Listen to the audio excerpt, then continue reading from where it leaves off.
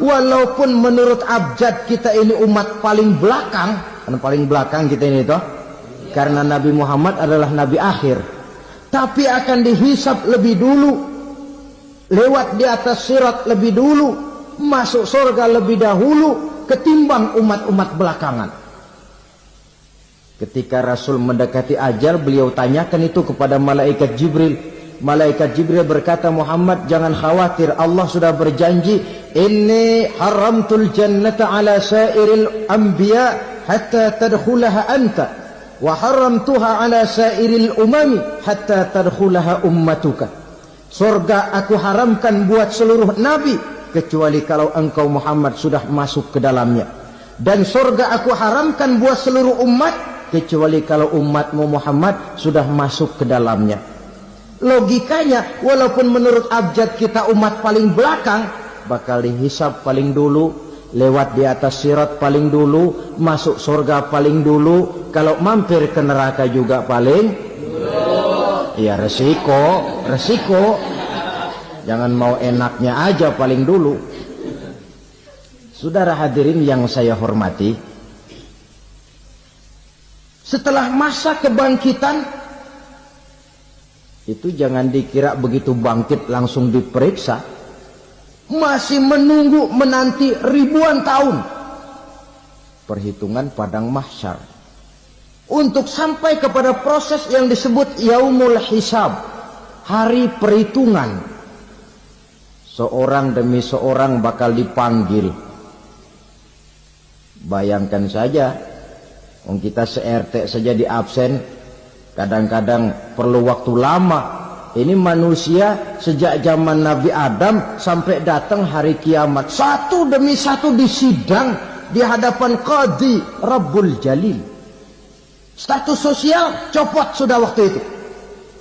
Yang pernah jadi hartawan di situ tidak lagi kelihatan kehartawanannya. Yang pernah jadi jenderal tidak lagi dipanggil jenderalnya. Yang ustadz tidak lagi dipanggil al-mukarramnya. Seluruh status sosial selesai. Dipanggillah kita seorang demi seorang menghadap Qadhi Rabbul Jalil. Bagaimana proses penghisaban itu? Pertama, proses tanya jawab. Di antaranya ada hadis menyatakan, lan tazula qadama 'abdin yaumal qiyamah hatta yus'ala an arba'i khisalin. Besok di hari kiamat tidak akan bergeser telapak kaki seorang hamba sampai dia ditanya lebih dulu tentang 4 persoalan. Apabila datang kematian menimpa seseorang, datanglah kiamat baginya. Itu yang disebut dengan kiamat kecil. Hakikatnya mati adalah perpindahan dari kehidupan di dunia ini menuju kehidupan di alam barzakh. Menunggu kita di alam barzakh sampai datangnya saat kiamat. Entah 10 tahun, entah 100 tahun, entah 1000 tahun, hanya Allah saja yang maha tahu. Adapun orang-orang beriman yang melakukan amal kebajikan dalam kehidupan di dunia ini, masa penantian yang lama di alam barzakh buat mereka sebentar saja. Tetapi bagi orang-orang kafir yang ingkar, yang tidak beriman kepada Allah, yang hidup di dunia cuma menumpuk-numpuk dosa, tentu penantian di alam barzakh akan merupakan waktu yang sangat lama. Bukankah dalam kehidupan kita waktu itu memang relatif? Contoh misalnya, bagi pemuda-pemudi yang sedang duduk asik memadu cinta, waktu 4-5 jam saja rasanya cuma 4-5 menit. Tenggelam oleh keasikan. Tapi buat orang yang berbaring di rumah sakit, meratap di balik-balik apa itu tembok derita kata lagu, di balik dinding-dinding penjara. Sehari bagai seminggu, seminggu rasa sebulan, sebulan boleh jadi rasa setahun. Penantian yang sangat lama. Kapan kiamat itu akan datang? Ini rahasia Allah. Jangankan kita yang orang awam, baginda Nabi sendiri tidak diberitahu oleh Allah kapan kiamat itu akan terjadi.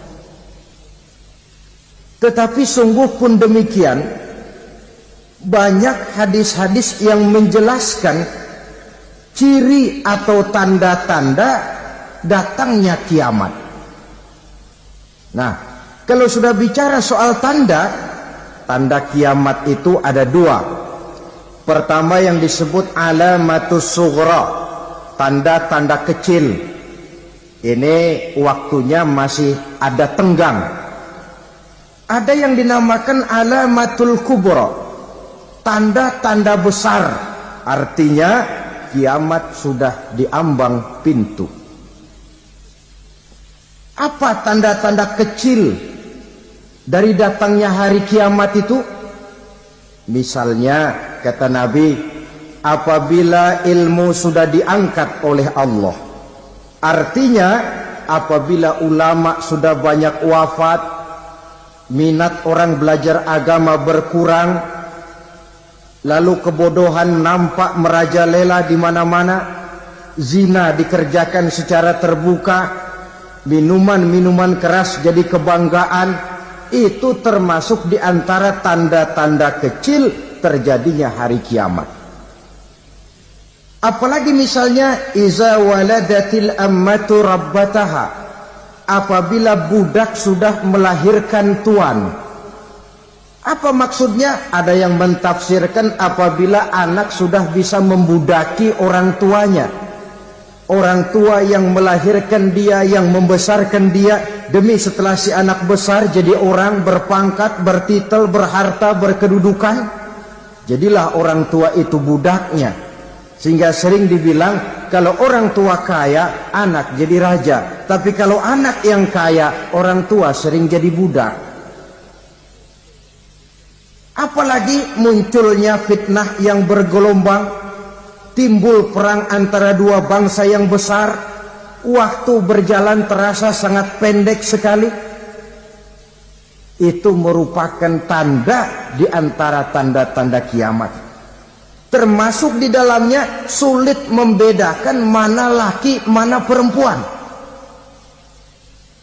Kan kalau tanda-tanda kayak begini sekarang sudah banyak kita lihat kan. Ulama banyak wafat, penggantinya sulit. Zina dikerjakan berterang-terangan, minuman keras jadi kebanggaan. Banyak anak membudaki orang tuanya, sulit membedakan mana laki mana perempuan. Kadang-kadang dari belakang kita lihat perempuan bener, begitu kita colek nengok jenggotan.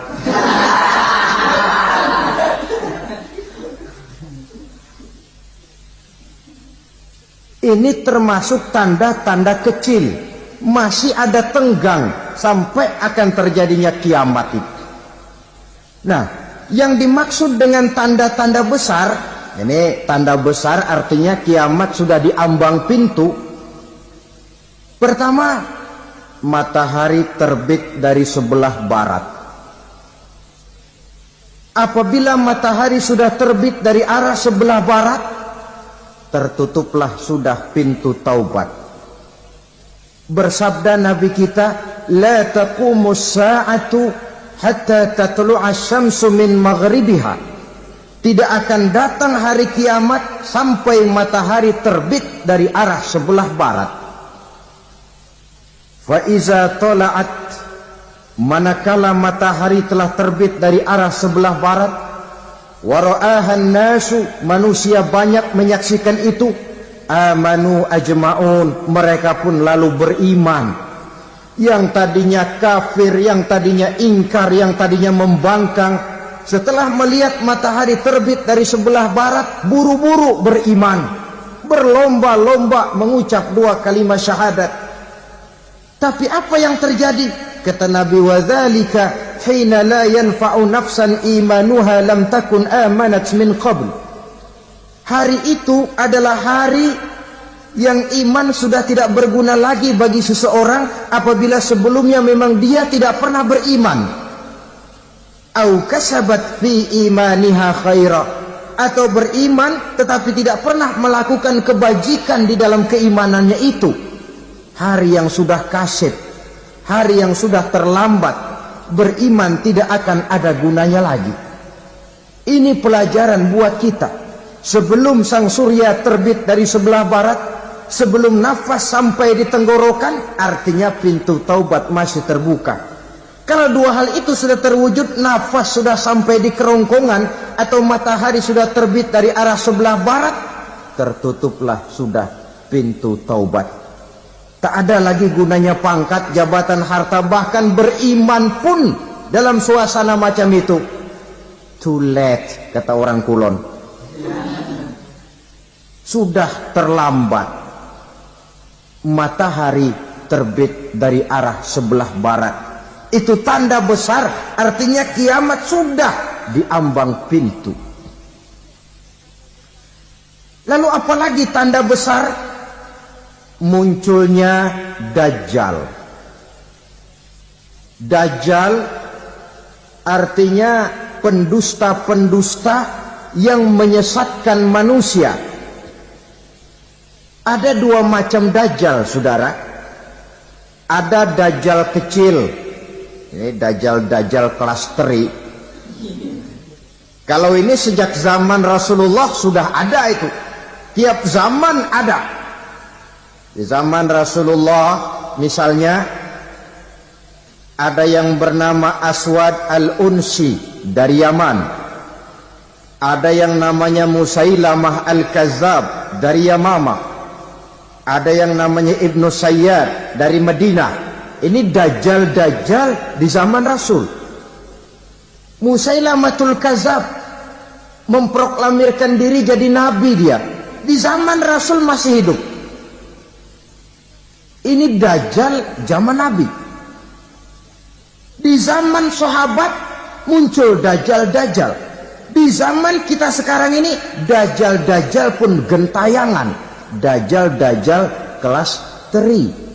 Kerjanya mendustakan manusia, menyesatkan manusia, memalingkan manusia dari jalan yang benar dan diridhoi oleh Allah Subhanahu wa ta'ala. Adapun yang merupakan tanda besar dari datangnya kiamat, Dajjal-Dajjal kelas kakap.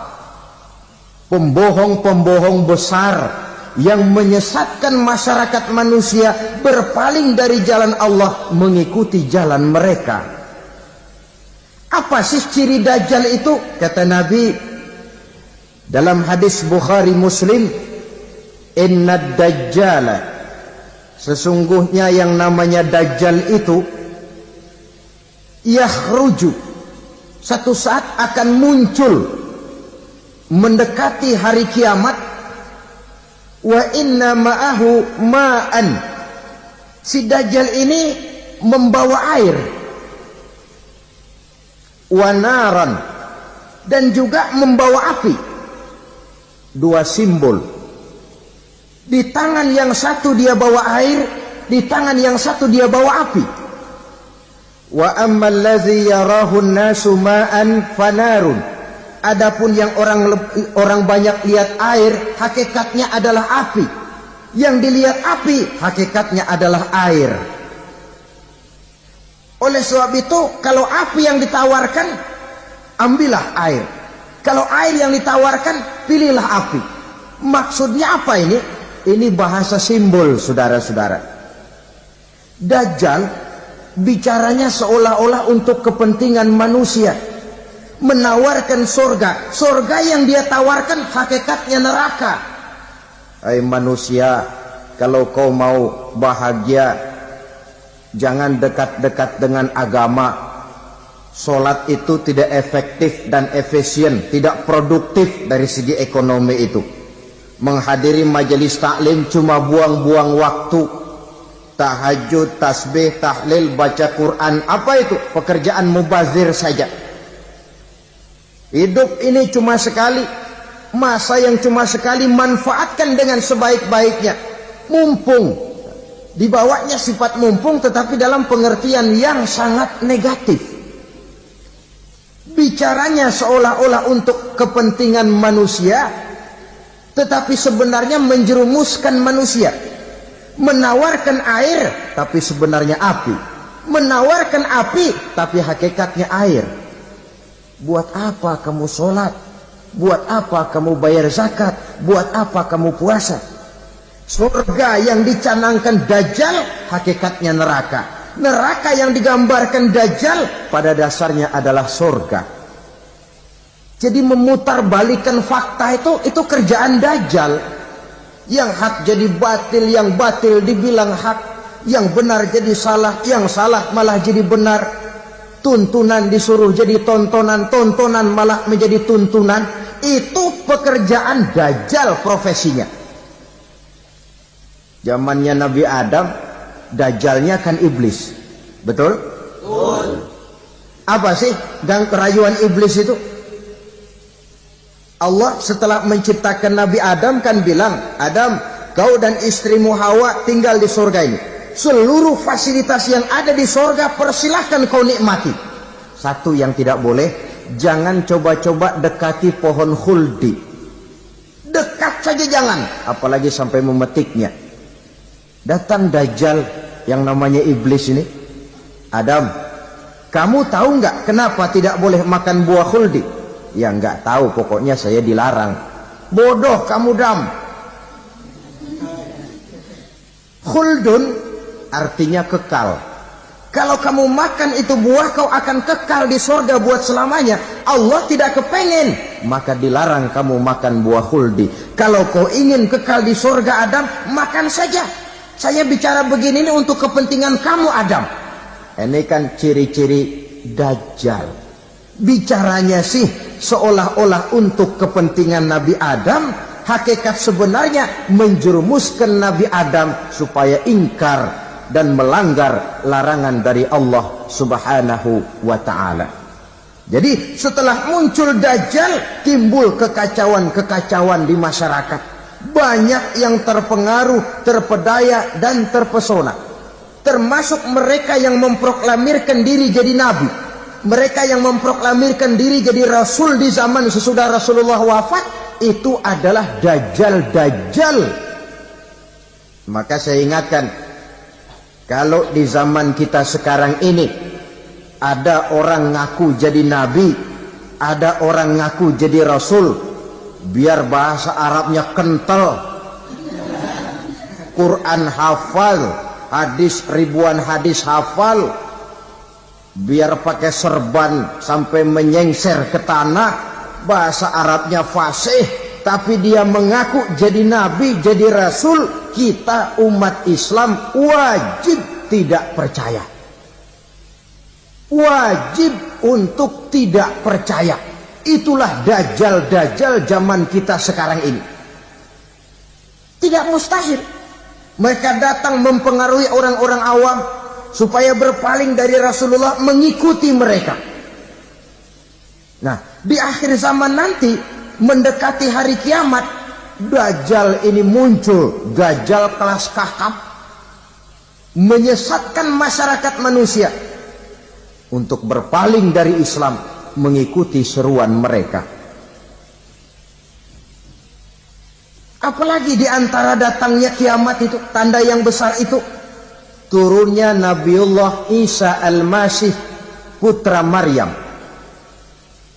Menurut berbagai hadis yang sahih, Nabi Isa Al-Masih nanti akan turun lagi. Tidak membawa risalah yang baru, tapi meluruskan risalah Islam ini yang telah banyak ditinggalkan oleh masyarakat. Bahkan ada hadis menjelaskan beliau akan membunuh Nabi, mematahkan kayu-kayu salib, lalu melaksanakan haji dan umrah mengikuti syariat Nabi Muhammad, bukan membawa agama baru. Menjadi semacam mujaddid, reformer, menyelamatkan manusia dari bisikan Dajjal. Bahkan ada riwayat yang menjelaskan bahwa Nabi Isa berhasil mengalahkan Dajjal, mengembalikan masyarakat manusia kembali kepada ajaran Islam yang datang dari Allah, dibawa oleh Rasulullah sallallahu alaihi wasallam. Dengan kata lain, turunnya Nabi Isa bukan sebagai nabi dan rasul baru, tetapi mengikuti syariat Nabi kita Muhammad sallallahu alaihi wasallam. Saudara hadirin, ibu-ibu hadirat yang saya hormati, kemudian apalagi di antara tanda-tanda besar akan datangnya kiamat itu? Keluarnya asap atau awan. Kata Nabi, inna min asrati sa'ah dukhanan yamla'u ma bainal masyriqi wal maghrib. Di antara tanda-tanda kiamat munculnya awan atau asap yang memenuhi antara langit dan bumi. Ini pun diperkuat dalam surah Ad-Dukhan ayat 10. Fartaqib yauma ta'tis sama' bidukhanin mubin fayughshan nas hadza azabun alim. Bagi orang-orang yang beriman, mereka biasa-biasa saja. Tapi bagi orang kufur, datangnya asap dan awan ini merupakan azab yang kelewat pedih. Barangkali sedikit mendekati gambaran tentang azab yang pedih ini, saya ingatkan alam pikiran kita kepada peristiwa yang belum lama terjadi. Pernah dengar berita bocornya reaktor nuklir di Chernobyl, Uni Soviet? Pernah dengar? Nah. Bocornya reaktor nuklir di Chernobyl yang mengakibatkan ratusan bahkan sangat mungkin ribuan nyawa. Cuma satu reaktor. Bagaimana kalau seluruh cadangan nuklir yang dimiliki oleh para negara adik kuasa ini diledakkan? Bahkan yang konon menurut catatan, cadangan nuklir yang dimiliki bersama oleh Amerika dan Rusia sekarang ini sudah sanggup memusnahkan 6 miliar manusia. 1,5 kali lebih banyak dari jumlah manusia yang nongkrong di permukaan bumi ini. Saudara-saudara hadirin yang saya hormati, lalu saat mendekati hari kiamat, apalagi tandanya? Setelah Nabi Isa wafat, pada saat turunnya yang kedua kali, lalu Allah meniupkan angin sejuk. Semua orang-orang beriman, orang-orang baik wafat, sehingga penghuni bumi ini cuma tinggal lagi terdiri dari orang-orang kafir. Tidak ada lagi di bumi ini yang bisa mengucapkan Allah. Sehingga dalam hadis qudsi itu ada keterangan, innallaha azza wa jalla yaqulu li Israfil. Allah pernah pesan kepada malaikat Israfil. Kata Allah, Israfil, iza sami'ta qailan yaqul Allah Allah fa akhirin nafakh 40 sanatan ikraman liqailiha. Hai Israfil, apabila kau dengar di permukaan bumi masih banyak orang yang mengucapkan Allah Allah, maka tunda sangkakala kiamat itu 40 tahun. Untuk apa? Ikraman liqailiha, menghormati orang yang mengucapkan Allah Allah itu. Wah, jadi karena sekarang masih banyak yang mengucapkan Allah, besar hatilah kita, masih jauh kiamat itu. Tapi jangan lupa, kiamat pribadi, kiamat kecil itu yang gak kita sangka-sangka. Ajal datang mencabut nyawa, itu kiamat pribadi. Dan itu yang pasti kita hadapi. Dan itu yang membuat kita tidak boleh bersikap main-main di dalam kehidupan sekarang ini. Saudara hadirin yang saya hormati, tidak ada lagi orang-orang muslim. Seluruh penduduk dunia ini kafir. Lalu terciptalah struktur sosial yang berlandaskan prinsip hidup semau gue. Bakal terjadilah prinsip di mana yang kaya menyantap yang miskin, yang kuat menindas yang lemah. Hidup sudah bagaikan di rimba belantara. Berlaku hukum rimba. Siapa yang kuat dia yang menang. Siapa yang lemah menjadi mangsa. Timbul kekacauan. Maksiat merajalela. Munkarat menjadi-jadi. Sehingga isi bumi ini penuh dengan segala macam perbuatan dosa. Tidak ada perlunya lagi alam diperpanjang temponya. Datang saat yang sudah dijanjikan oleh Allah Azza wa Jalla, maka terjadilah yang disebut kiamat kubra, kiamat besar, kiamat hancur-hancuran. Bagaimana kejadian ini dimulai?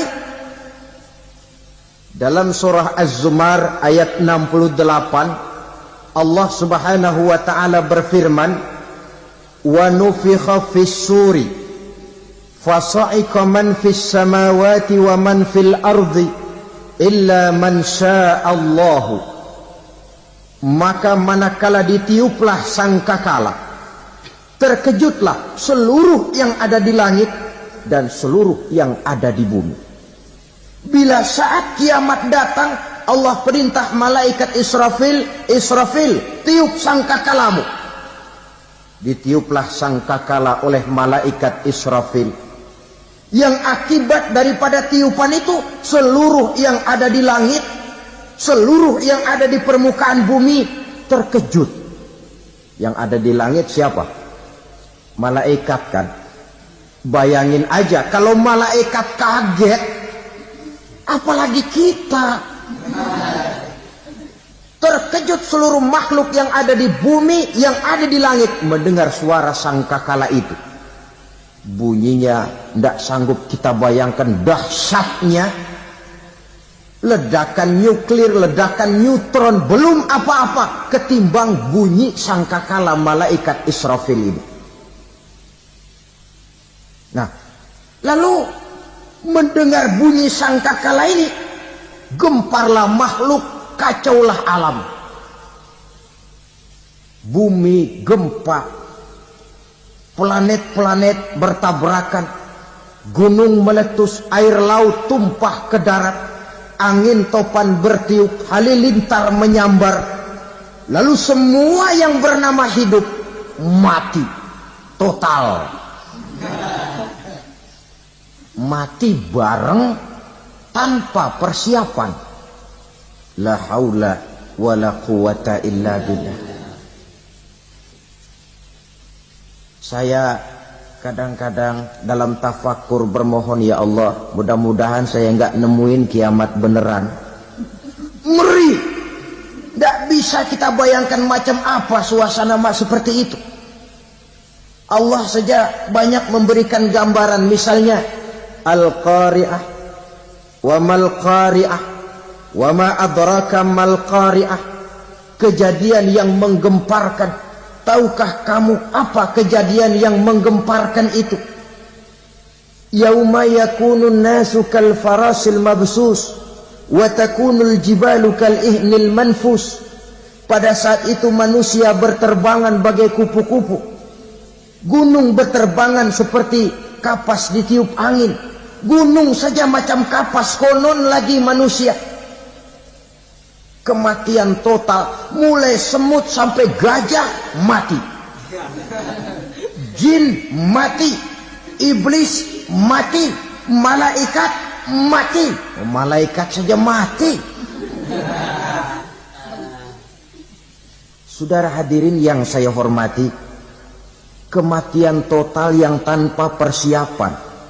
Orang bilang, Pak, kalau mati bareng begitu yang repot malaikat maut dong ya. Cabut sana, cabut sini. Itu kalau menurut logika kita, mestinya begitu menurut logika. Tapi logika juga yang bilang nggak perlu serepot itu. Sebab untuk mematikan listrik di wilayah DKI, di wilayah Jakarta, nggak perlu tiap rumah didatengin matiin ya lama. Cukup dari kantor pusatnya saja PLN tekan satu tombol, gelaplah seluruh Jakarta. Saudara hadirin yang saya hormati, kematian total. Lalu setelah kematian total, Planet-planet juga mati, dalam arti tidak bergerak dan beredar. Angin mati, dalam arti tidak bertiup. Air mati, dalam arti tidak ada riak gelombang. Pokoknya semua mati. Kullu nafsin za'iqatul maut, semua yang bernafas mati. Dalam ayat lain, kullu man 'alaiha fan, semua yang ada di permukaan bumi fana. Yang kekal cuma Allah Subhanahu wa ta'ala. Yang paling belakang mati malaikat maut dan malaikat Israfil. Tapi mati juga sesuai dengan janji Allah. Menurut hadis Bukhari Muslim dari Abi Hurairah, masa tenggang waktu antara kematian total pada tiupan sangkakala pertama dengan proses kebangkitan pada tiupan sangkakala kedua 40 lamanya. Tidak dijelaskan oleh Abi Hurairah 40 jam, apa 40 hari, apa 40 tahun. Hadis-hadis cuma menyebutkan 40 saja. Sunyi alam yang tinggal cuma Allah saja lagi. Ketika itu Allah berseru-seru, katanya, limanil mulkul yauma, siapa para penguasa hari ini? Mana itu raja-raja dan penguasa yang dulu mengaku jadi Tuhan? Fir'aun, mana Fir'aun sekarang? Yang dulu jadi raja, merasa berhasil, sombong, lalu tidak mau turun-turun dari kekuasaannya, sampai kepada puncak kekurang ajarannya mengangkat diri jadi Tuhan. Mana itu Fir'aun? Namrus, mana sekarang Namrus? La ilaha illa ana, ternyata tidak ada Tuhan lain selain daripada aku, kata Allah. Proses kemudian, saudara-saudara, turunlah hujan dari langit. 40 lamanya hujan itu. Tidak jelas juga 40 jam apa 40 hari. Setelah air turun membasahi, datanglah tiupan sangkakala yang kedua. Semua yang bernama mati bangkit dari kuburnya masing-masing. Ini yang disebut Yaumul Ba'thi, hari kebangkitan. Allahu Akbar. Pada saat kita bangkit dari kubur kita masing-masing, kumpul di padang mahsyar namanya. Bayangin aja, saya sendiri nggak sanggup bayangin. Manusia sejak zaman Adam sampai zaman kiamat kumpul bareng di tempat sama. Berapa banyaknya itu?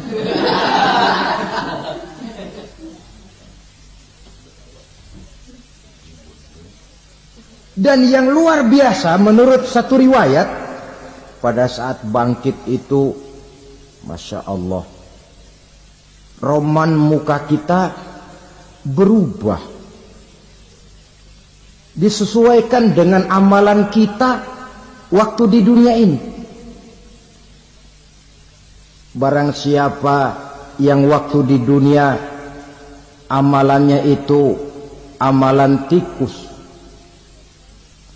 di akhirat nanti dia bangkit dari kubur, mukanya seperti muka tikus. Gagah betul badannya, tapi mukanya seperti tikus. Kenapa? Amalannya waktu di dunia seperti amalan tikus. Apa amalan tikus itu? Suka ngegeragoti barang yang sudah disimpan rapi-rapi. Orang sudah simpan uang rapi-rapi, simpan perhiasan rapi-rapi, digeragoti oleh tikus. Maling-maling, pencoleng-pencoleng, koruptor-koruptor, itu nanti di akhirat nanti kita lihat mukanya seperti muka tikus. Oh, ini waktu di dunia suka nyolong. Mukanya seperti muka tikus. Barang siapa yang waktu di dunia ini amalannya itu amalan macan, dia akan bangkit nanti mukanya seperti muka macan. Apa amalan macan? Macan itu amalannya menang-menangan. Orang yang mau menang saja, nggak mau mengalah. Coba lihat di hutan. Kenal hutan nggak? Di hutan, raja hutan di mana-mana pasti macan. Betul kan? Betul. Padahal hutan belum pernah bikin pemilihan umum. Tapi macan tidak peduli ada pemilihan umum apa tidak, pokok saya raja. Sebab apa?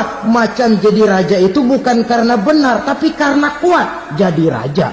Setelah dia jadi raja, rakyat hutan yang mesti dilindungi malah dimakan oleh raja macan.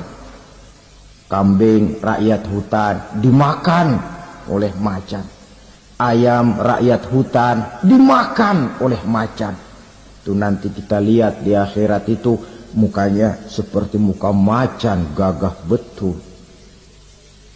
Lalu barang siapa yang di dunia ini amalannya itu seperti amalan anjing, nanti dia punya muka seperti muka anjing. Apa amalan anjing? Pertama, anjing itu kalau disuruh jaga rumah, dia tidak bisa membedakan mana maling, mana tamu.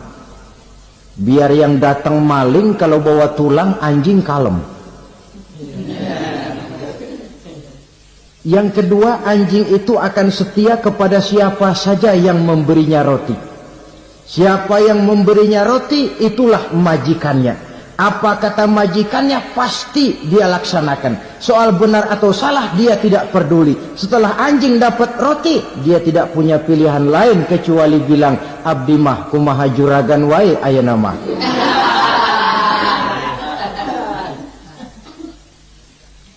Saudara hadirin yang saya hormati, berkumpul di padang mahsyar, tiap orang sibuk dengan persoalannya masing-masing.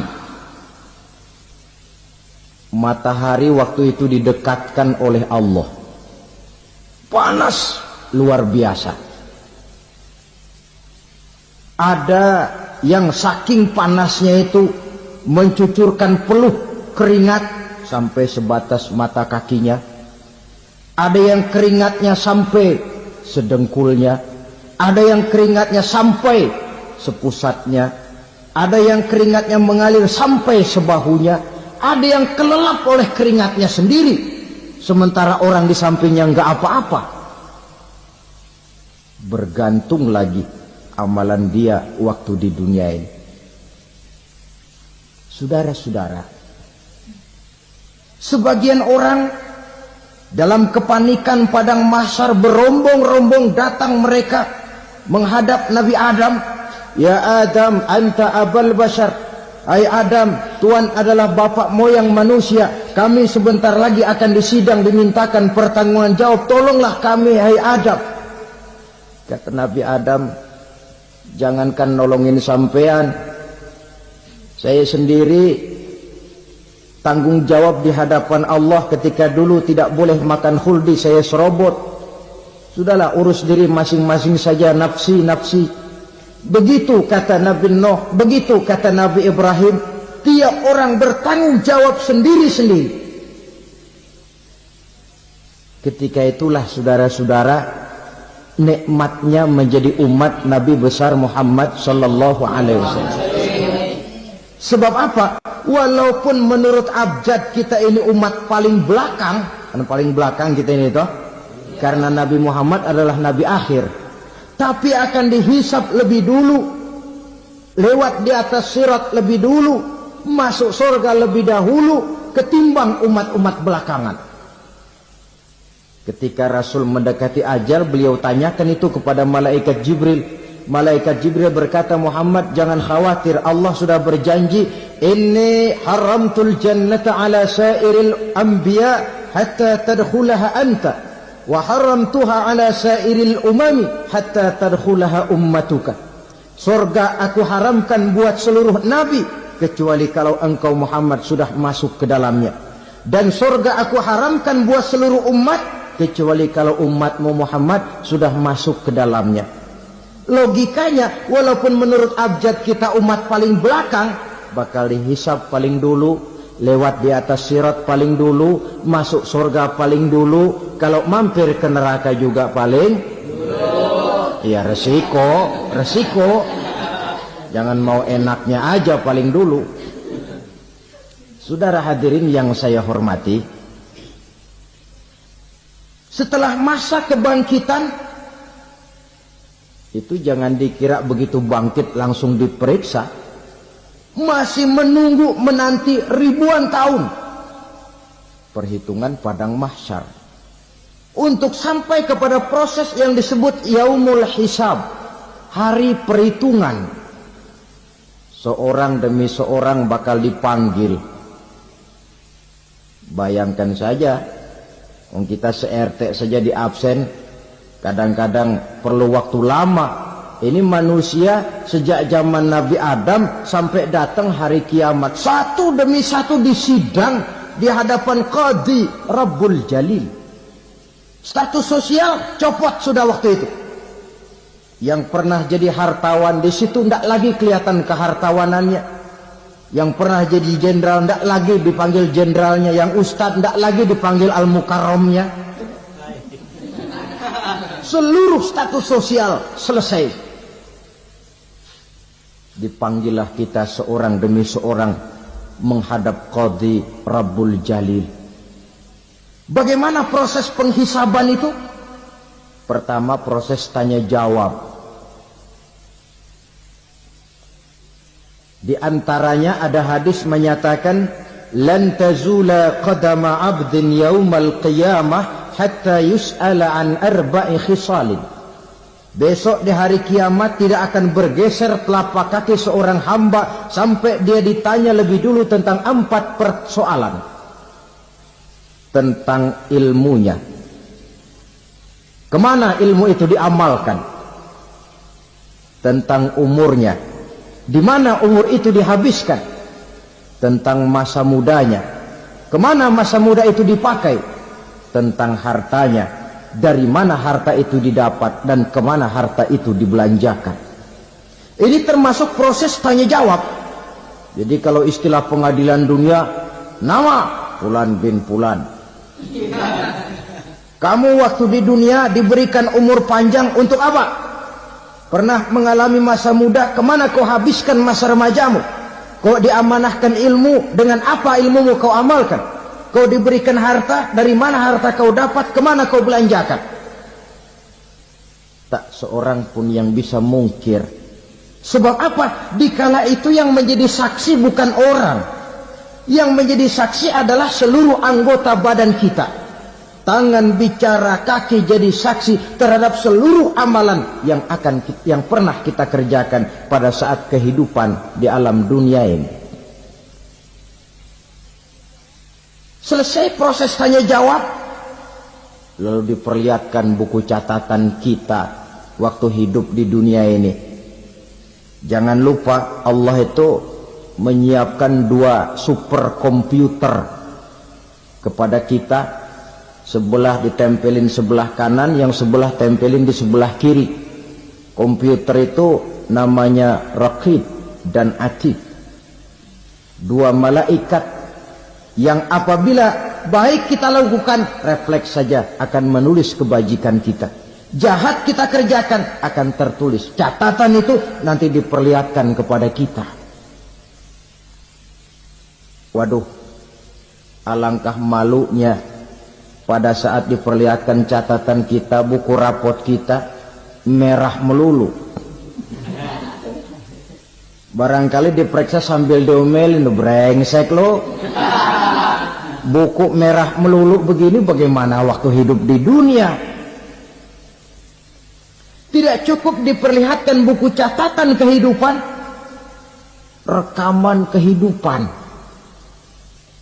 Rekaman kehidupan kita secara utuh sejak terlahir sampai ajal datang merenggut nyawa. Barangkali mirip dengan video sekarang ini. di mana terekam dengan baik seluruh kegiatan kita, sejak yang sekecil-kecilnya sampai kepada yang sebesar-besarnya. Untuk kemudian kita pun menerima balasan. In khairan fa khairun wa in syarran fa syarrun. Kalau baik ya baik balasannya, kalau jahat ya jahat juga balasannya. Catatan-catatan kita diberikan. Kalau banyak kebajikannya diberikan di tangan kanan dengan cara yang halus. Kalau banyak kejahatannya diberikan dari sebelah kiri atau dilempar dari belakang. Itulah sebabnya sejak di dunia ini kita sudah mohon kepada Allah. Ketika berwudu membasuh tangan kanan, apa kita bilang? Allahumma a'tini kitabi biyamini wa hasibni hisaban yasira. Ya Allah, berikan saya kitab di tangan kanan, dan kalau saya memang perlu dihisap, hisaplah saya yang seringan-ringannya. Tangan kiri berlindung kita kepada Allah, jangan sampai diberikan kitab di tangan kiri atau dari arah sebelah belakang. Wa a'udzubika an tu'tiya kitabi bishimali aw min wara'i zuhri, dari arah sebelah belakang. Na'udzubillah min dzalik. Setelah selesai lewat proses penghisaban, lewat mizan, timbangan, maka yang sudah selesai dihisab itu bergeraklah menuju sirat, jembatan yang terbentang menuju surga melalui neraka. Saudara-saudara, panjangnya perjalanan sirat itu memakan waktu ratusan tahun. Tetapi orang yang lewat di atas sirat pun macam-macam, bergantung amalannya ketika di dunia ini. Ada yang lewat di atas sirat itu kalbarkil khatib, seperti kilat yang menyambar, lep, sudah sampai dia di surga. Cepat bukan main. Ada yang lewat di atas sirat itu seperti orang lari-lari. Ada yang lewat di atas sirat itu seperti orang jalan biasa. Ada yang sambil merangkak, ada yang sambil ngesor, ada yang sambil gelayutan, ada yang selamat sampai ke ujung ke surga, ada yang tergelincir jatuh masuk ke dalam neraka, bergantung amalannya dalam kehidupan di dunia sekarang ini. Tiap kita akan melewati yang namanya sirat ini. Saudara-saudara kaum muslimin yang saya hormati,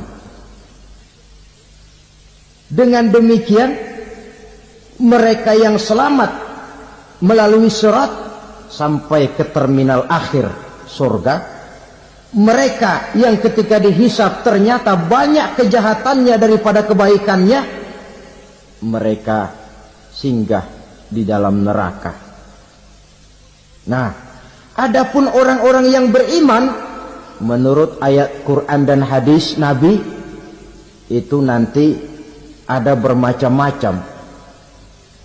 Ada orang beriman itu yang dimasukkan surga. Ada orang beriman itu yang dimasukkan ke dalam surga. Ada orang beriman itu yang disebut penduduk surga. Kenapa lain-lain, Pak? Karena waktu di dunia amalannya juga lain-lain. Ada orang beriman yang masuk surga. Ini paling murah tiketnya.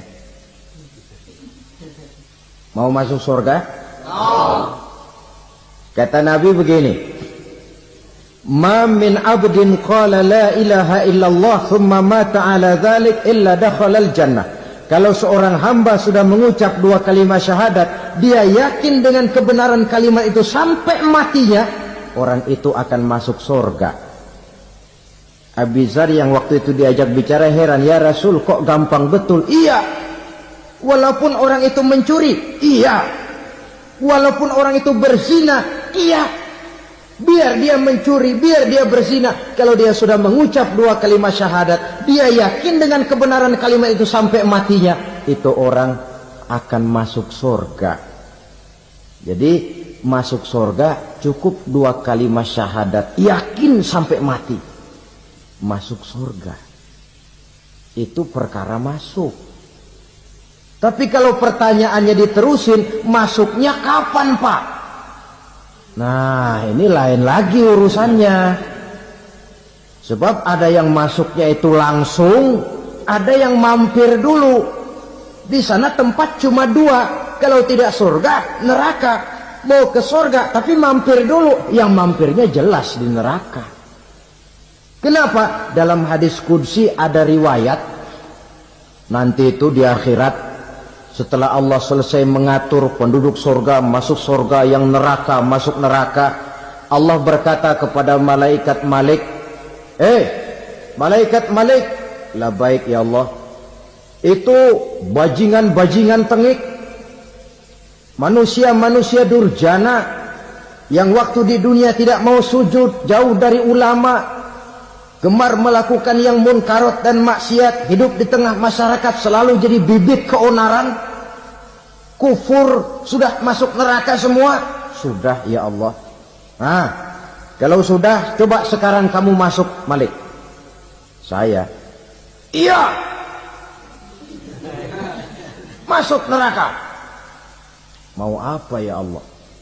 Kata Allah, akhriju minan nar man kana fi qalbihi misqala habatin min khardalin min iman. Kau masuk neraka, cari di dalam neraka orang-orang yang ada imannya walaupun kecil sebesar biji zarah, angkat mereka keluar. Masuk malaikat Malik ke neraka, cari orang yang ada imannya, korek-korek. Ya repot, udah pada gosong. Yang ada imannya diangkat ke atas, yang ada imannya diangkat ke atas, lalu dimandikan di Nahrul Hayat, namanya sungai kehidupan di akhirat nanti. Cakep lagi rupanya, bersih lagi wajahnya, apel di hadapan Allah. Kata Allah, bagaimana mas? Kapok nggak sampean? Kapok ya Allah. Nah, kalau kapok, idhab fadkhulil jannah, pergi masuk surga sana. Berangkat mereka ke surga, ketemu sama teman-temannya yang udah sampai lebih dulu, yang nggak pakai mampir lagi. Terjadi dialog. Kata teman-temannya yang udah pada nyampe duluan, mas, iya, emang baru sampai? Saya baru sampai. Memang mampir di mana dulu mas? Kita sudah lama sampai di surga. Saudara buka surah Al-Muddatsir ayat 34-35. Ma salakakum fis saqar? Kenapa kamu mampir di neraka Saqar? Qalu lam naku minal musallin. Mereka menjawab, kami mampir di neraka Saqar mas, gara-gara dulunya kami waktu di dunia tidak pernah sholat. Tidak pernah sholat? Tidak pernah. Kan rumahnya dekat masjid, cuma dekat doang mas. Sholat mah enggak saya. Enggak pernah ngasih makan fakir miskin, enggak pernah hadir di majelis taklim, pendeknya enggak pernah melakukan kebajikan. Maka saya pun mampir di neraka Saqar. Untung betul saya punya iman mas, sedikit. Waktu hidup di dunia dulu saya pernah mengucap 2 kalimat syahadat. Sekali-kalinya waktu mau kawin. Masya Allah.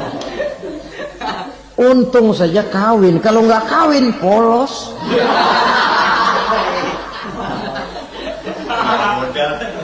Itu juga pengulu sudah setengah mati ngajarin. Asyhadu alla, asyaduaan, asyaduaan.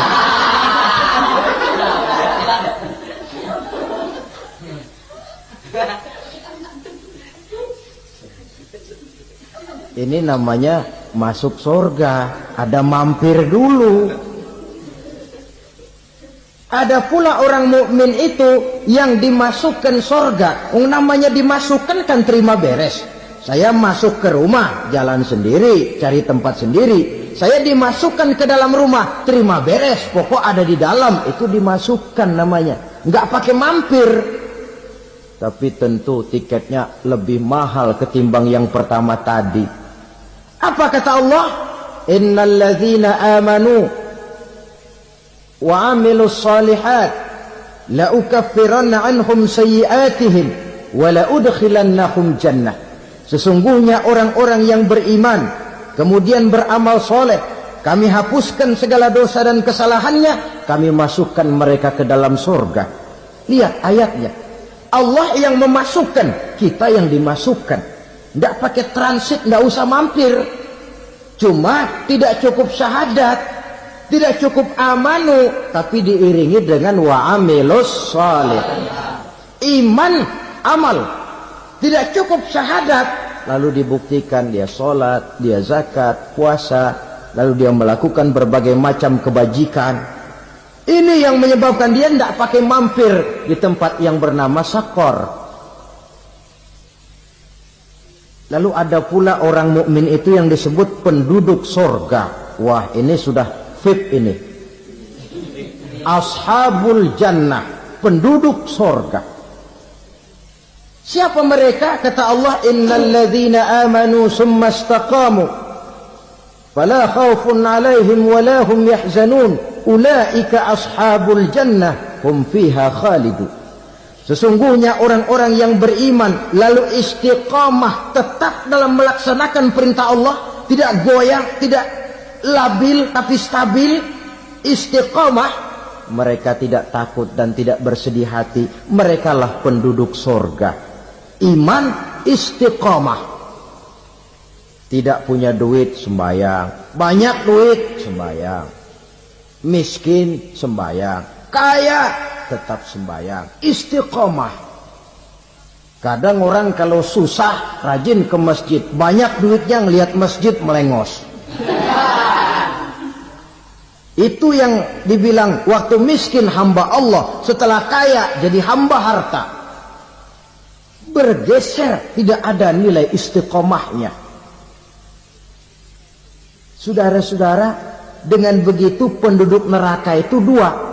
Ada penduduk permanen, ada penduduk yang semi permanen. Yang semi permanen orang-orang beriman yang mempunyai dosa besar. Mereka masuk ke neraka untuk menerima azab sesuai dengan dosanya.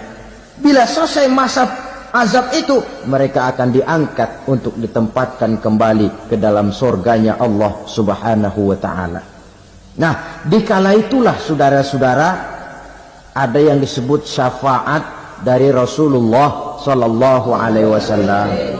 Tapi tentu jangan lupa syafaat ini ibarat kain menambal dia. Kita punya kain bolong-bolong sedikit, syafaat yang menambal. Solat kita ada kurang dikit, sedekah kita ada campur riak dikit, amalan kita ada tidak karena Allah dikit. Kita berharap syafaat.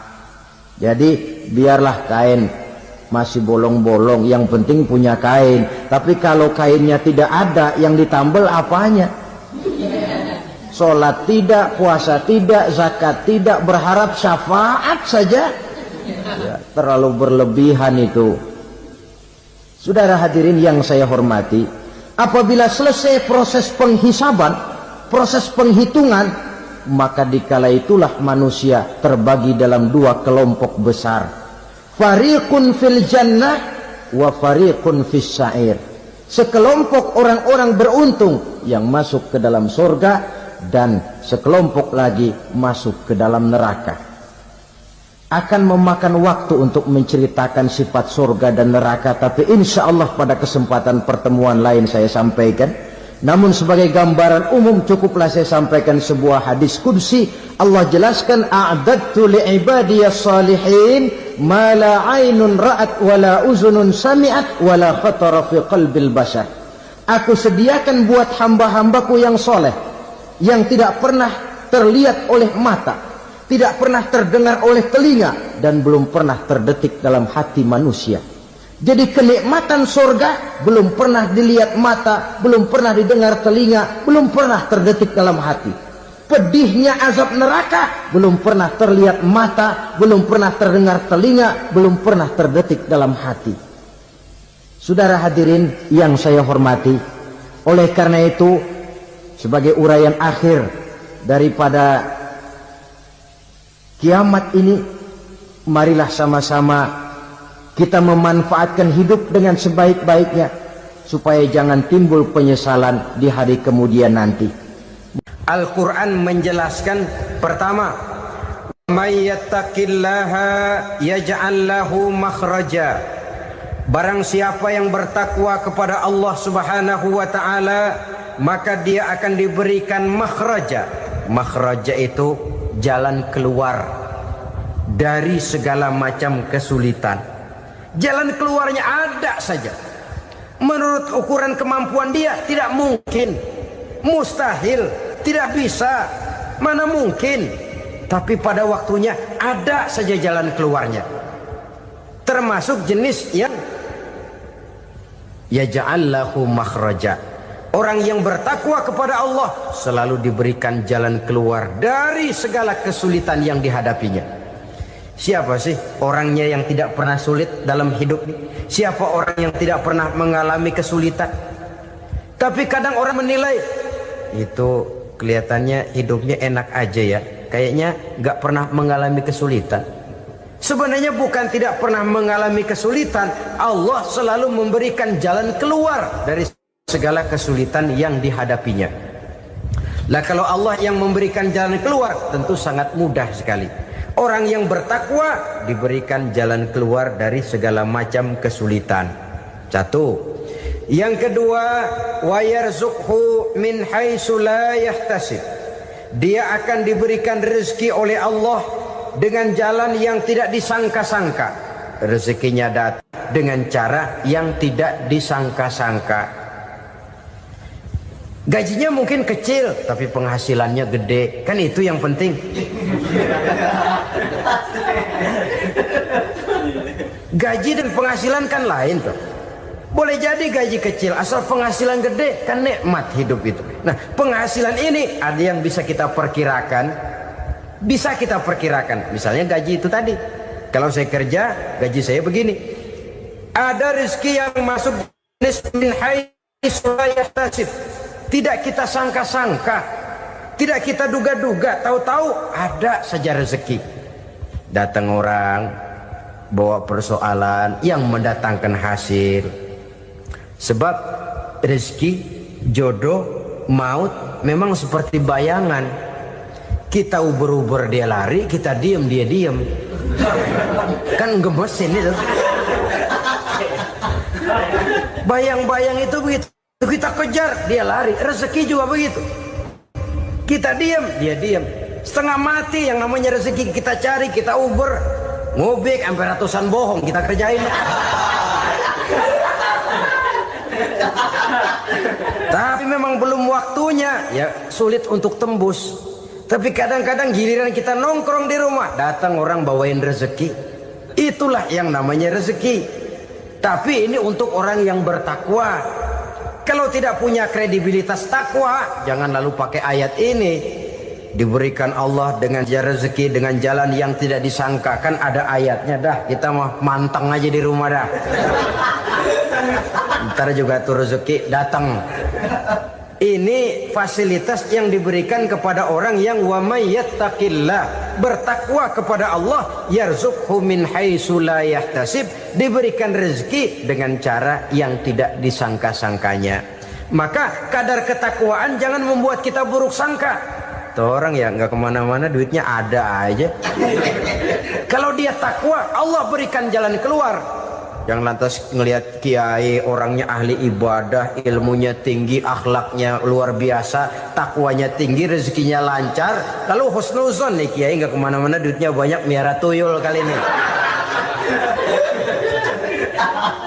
Itu termasuk jaminan Allah yang masuk kategori min haitsu la yahtasib. Yang ketiga, yaj'al lahu min amrihi yusra. Dimudahkan segala urusannya. Dimudahkan segala urusannya.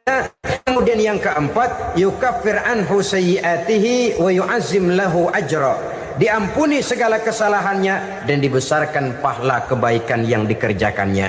Maka mudah-mudahan Puasa yang kita kerjakan mengantarkan kita kepada ketakwaan kepada Allah, dan takwa membuka janji Allah kepada kita di dalam kehidupan ini. Kenapa sih kita yakin Quran itu kitab suci? Pertama, ajarannya sesuai dengan fitrah manusia. Suatu kitab dinamakan suci kalau konsep ajarannya sesuai dengan fitrah. Contoh, ini laki-laki ini seneng nggak sama perempuan? Normal. Kalau nggak seneng saya ragu-ragu. Perempuan seneng nggak sama laki-laki?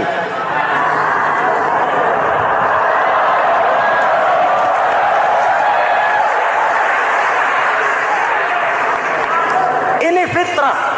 Laki-laki suka perempuan, perempuan suka laki-laki. Quran memahami itu. Hai laki-laki, kau senang dengan perempuan. Hai perempuan, kau suka dengan laki-laki. Oke, lewat sini, lewat pintu yang disebut nikah.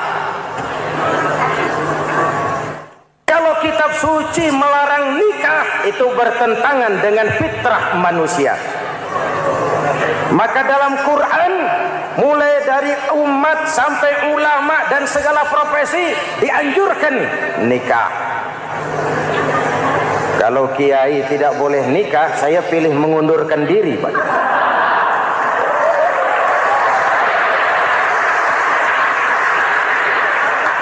Itu bertentangan dengan fitrah. Lagian mubazir dikasih perabotan nggak dipakai.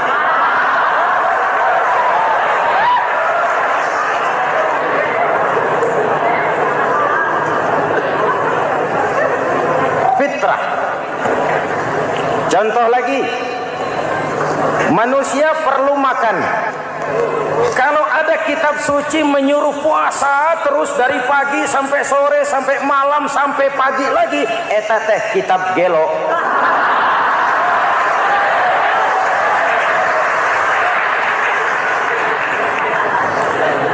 Quran sesuai dengan fitrah. Puasa mulai dari imsak sampai datang waktu maghrib.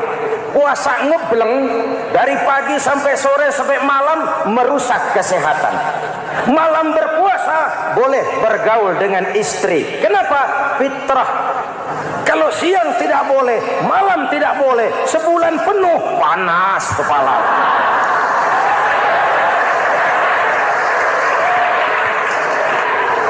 Rontok rambut. Hadirin yang saya hormati, itu yang pertama. Yang kedua, kita yakini Quran sebagai kitab suci karena isinya tidak saling bertentangan, konsekuen, konsisten. Kalau ada satu kitab, di satu ayat mengajarkan Tuhan Esa, di lain ayat mengajarkan tiga, liar eta mah. Kitab suci isinya paradoks. Bagaimana kitab suci isinya saling bertentangan? Di ayat manapun sekali Quran berkata Allah itu Esa, selamanya Esa. Isinya tidak saling bertentangan. Lalu yang ketiga, kita yakini Quran kitab suci karena dia bersih dari intervensi manusiawi.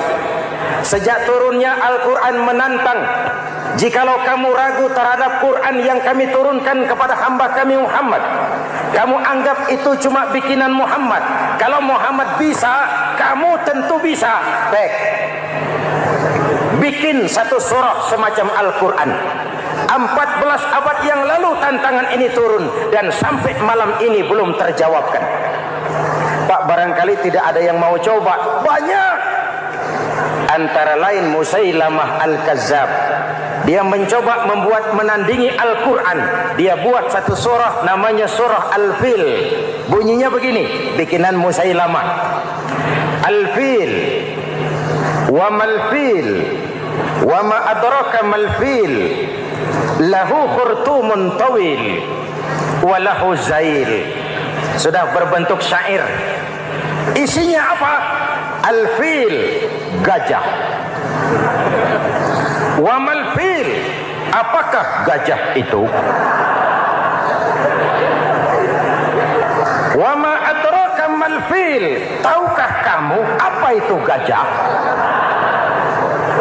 Lahu khurtumun tawil, dia punya belalai panjang. Walahu zail, dan dia punya ekor. Enggak usah turun ayat begituan, orang tahu.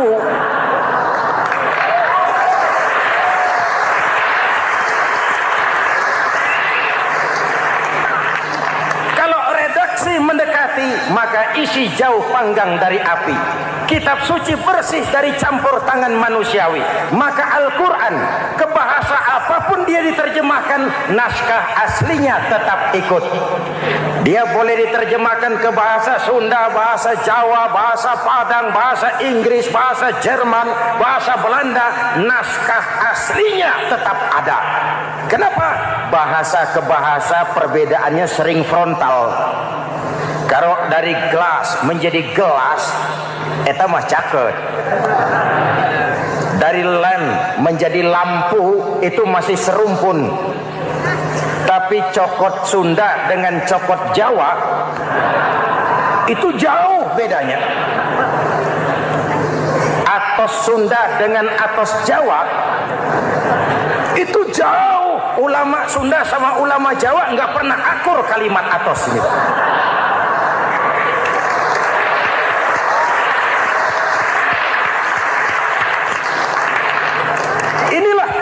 Janji Allah, inna nahnu nazzalna dzikra wa inna lahu lahafizun. Kami yang turunkan Al-Quran, kami yang akan menjaganya. Ribuan orang hafal Al-Quran. Lalu apa pesan-pesan misi utama Al-Quran? Pertama, menegakkan tauhid. Ini yang lebih dahulu, membentuk kualitas sumber daya manusia dengan menanamkan nilai-nilai keimanan, membebaskan dari ketergantungan kepada benda. Ya ayyuhan nasu ubudu rabbakumul ladzi khalaqakum. Hai manusia, Tuhanmu yang perlu kau sembah hanyalah Tuhan yang telah menciptakan kamu. Jangan menyembah Tuhan yang tidak pernah menciptakan kamu. Mengapa kau menyembah harta padahal dirimu lebih berharga dari harta? Kenapa kau menyembah pangkat dan jabatan padahal dirimu lebih berharga dari pangkat dan jabatan?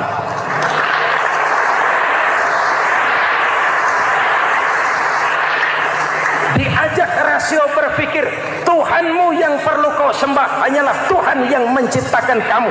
Dan Tuhan yang menciptakan kamu itu Tuhan yang lam yalid walam yulad, yang laisa kamislihi syai'un, dan itulah Allah Subhanahu wa taala. Ayo orang teh, ayeuna teh. Boleh pakai teh? Ayeuna teh, kita teh.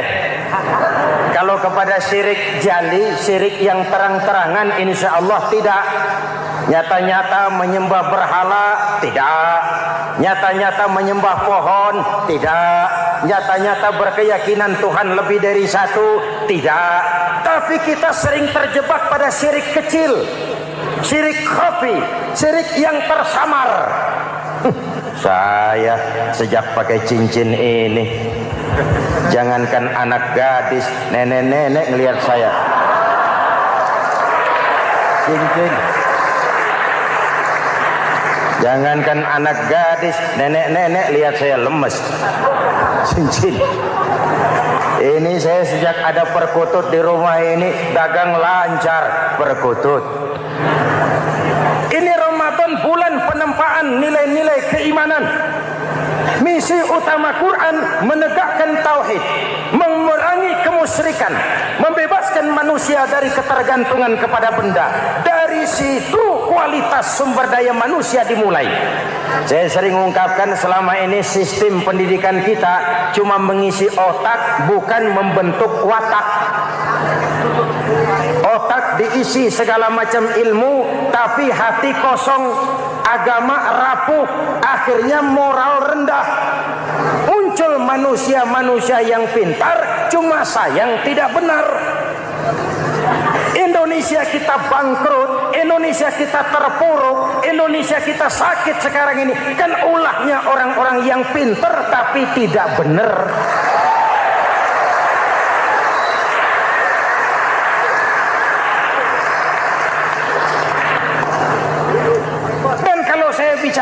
begini, ini bukan pidato politik, ini nurani.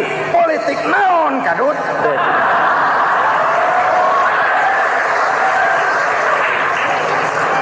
Ini nurani, ini tanggung jawab sebagai anak bangsa.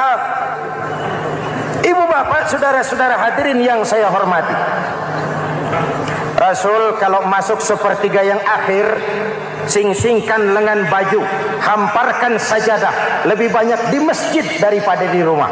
Itu Rasul. Maka sepertiga yang akhir masjid makin ramai. Lihat Masjidil Haram.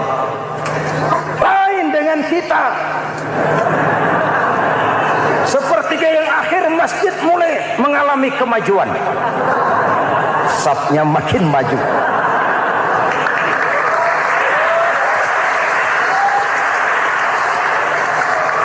Pasar ramai, terminal beludak. Padahal sepertiga yang akhir itu puncak.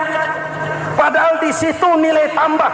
Dan anggap ini Ramadan terakhir yang diberikan Allah kepada kita. Kenapa? Memang tidak ada jaminan tahun depan ketemu Ramadan lagi.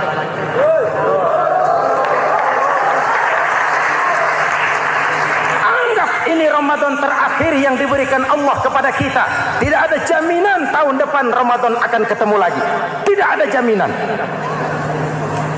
Manfaatkan peluang ini untuk melakukan pemutihan. Semua kita melakukan introspeksi. Tidak tahu kita Ramadan tahun depan nanti masih ketemu apa tidak. Sebagaimana kita tidak tahu kita masih hidup atau tidak. Hadirin yang saya hormati, misi kedua Al-Quran, persaudaraan, kebersamaan atas dasar keadilan dan kebenaran. Manusia bersuku-suku, ya. Manusia berbangsa-bangsa, memang itu diakui oleh Al-Quran. Inna khalaqnakum min dzakari wa untha wa ja'alnakum syu'uban wa qabaila. Kami ciptakan kamu dari laki-laki dan perempuan. Kami jadikan kamu bersuku-suku dan berbangsa-bangsa. Apa tujuannya? Agar kamu saling mengenal satu dengan yang lain.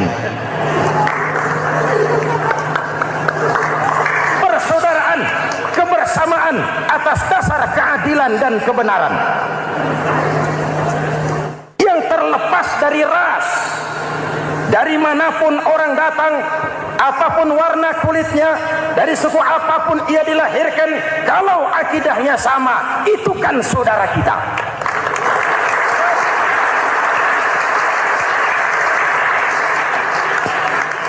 Seperti di masjid, kita tidak peduli dari mana kita datang. Yang datang dari kidul, madhab ngulon mang. Yang datang dari sebelah lor, madhab ngulon mang. Yang datang dari sebelah wetan, madhab kulon mang. Yang datang dari kulon, madhab ngulon. Bukan soal dari mana kau datang, tapi satu arah menghadapmu. Kau mau Betawi, mau Sunda, mau Jawa, mau Padang, mau Aceh, mau Batak, mau Ambon, kita satu nusa, satu bangsa, satu bahasa. Kita jadi lem perekat buat lingkungan kita di saat keutuhan kita sebagai bangsa sedang dalam ujian berat. Semangat kebersamaan atas dasar keadilan. Tidak ada mayoritas menekan minoritas. Umat Islam itu kalau besar, dia mampu melindungi yang kecil. Kalau kecil, dia bisa menjaga diri. Tiap solat Jumat khatib berpesan pada akhir khutbah kedua, innallaha ya'muru bil adli wal ihsan. Innallaha ya'muru bil adli wal ihsan. Allah memerintahkan kamu menegakkan keadilan dengan argumen, bukan dengan sentimen. Mengajak, bukan mengejek. Merangkul, tidak untuk tujuan memukul. Kalau sebagai bangsa kita utuh, kompak dan bersatu, saya yakin kita akan bisa mengatasi kesulitan-kesulitan sekarang ini.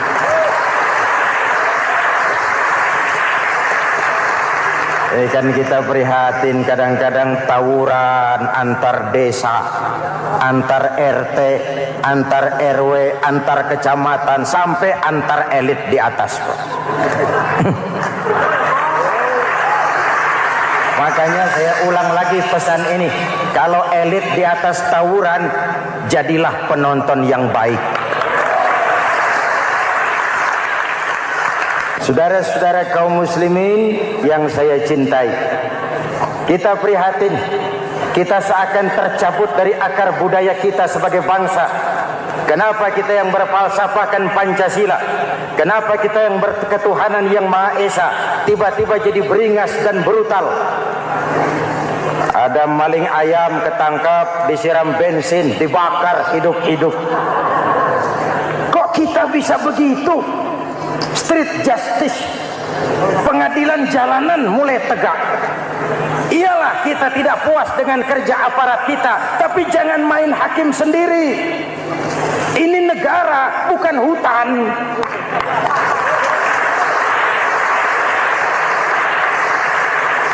Jangan mencegah kemunkaran dengan menegakkan kemunkaran baru. Oleh hal-hal yang sepele, yang mestinya kita bisa mencari jalan keluar dengan baik. Ayo luruskan saf, rapatkan barisan, satukan langkah, tautkan hati. Kita satu umat yang satu, diikat oleh Al-Quran. Hanya dengan kebersamaan